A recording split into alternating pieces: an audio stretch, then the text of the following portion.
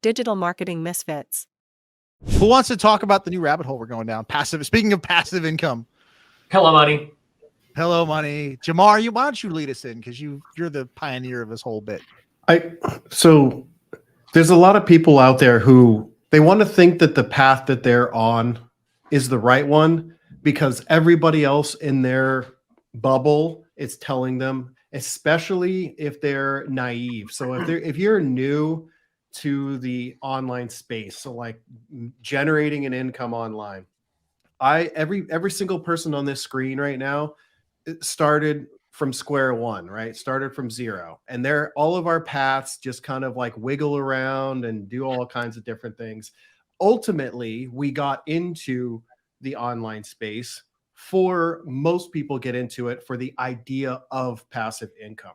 It very rarely, as most people find out really quickly, it very rarely turns into passive income when you want to scale your business, unless you get really, really good with like paid ads, where you have a lot more control over your traffic. Because if you don't have control over your traffic, it's extremely hard to scale an online business.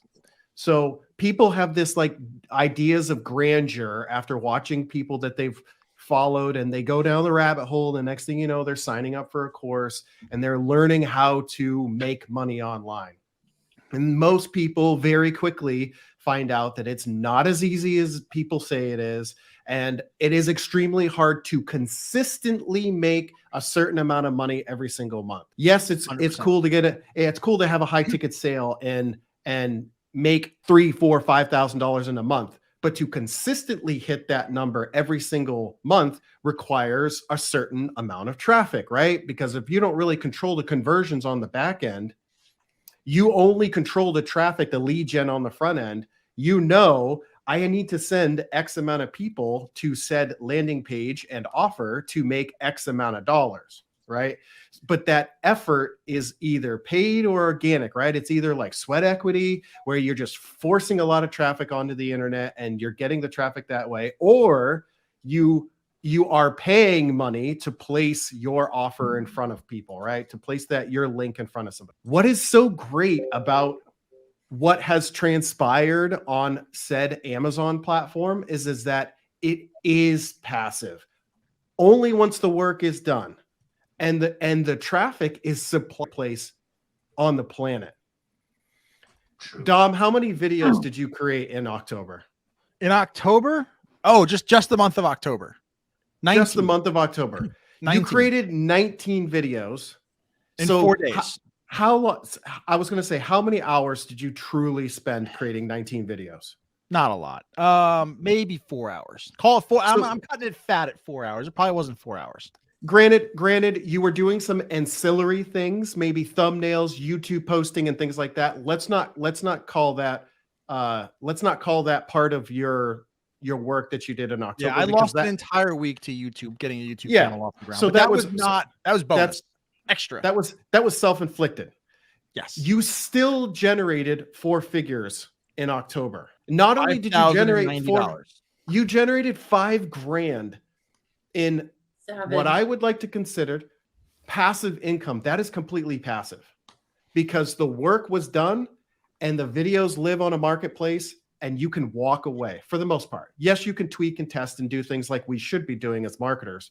But for the most part, you worked 4 hours total and you knew generally about how much you were going to make. So this idea of passive income, I think, can start to be reimagined a little bit more. And I'm making thousands of dollars with Amazon influencer program as well per month.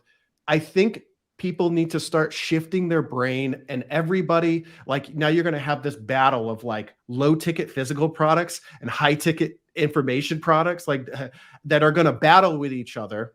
The differences between the two is one, you have to supplement you have to really push all the traffic. And the other one, you just need to be consistent posting videos because Correct. The traffic is there, and that's pretty much it. Are you going to September?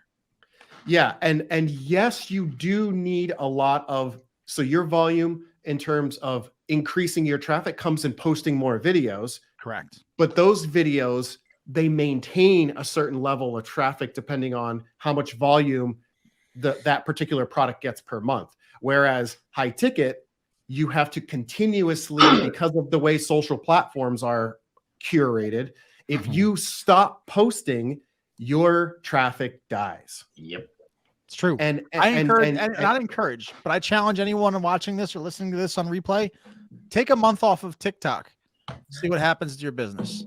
And any platform, Reels, Instagram Reels, Facebook Reels, YouTube Shorts, I'm not really too sure about, but I'm pretty sure that it's gonna.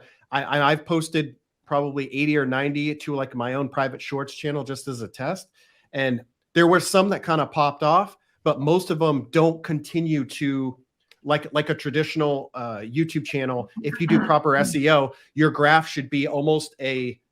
It's not a horizontal line. It should always be slightly growing and getting a trickle of views all the time. Mm-hmm. So YouTube is in its own a traffic source for review type of videos, which we are teaching inside of our program, because you shouldn't just be relying just on the marketplace traffic. You should be leveraging other social media platforms, including YouTube, to continue increasing the amount of traffic that you, especially YouTube, because YouTube is, as long as you do SEO correct, YouTube is a great way to continuously drip clicks and views towards, and you might get, people that might follow your Amazon storefront and things like that.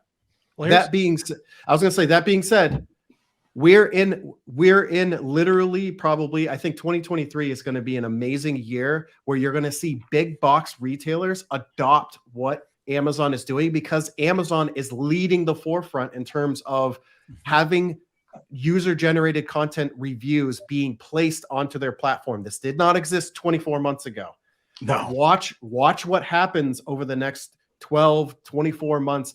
Target, Walmart, big box retailers who realize that their attention of people is on social media, is watching short form video on their cell phones.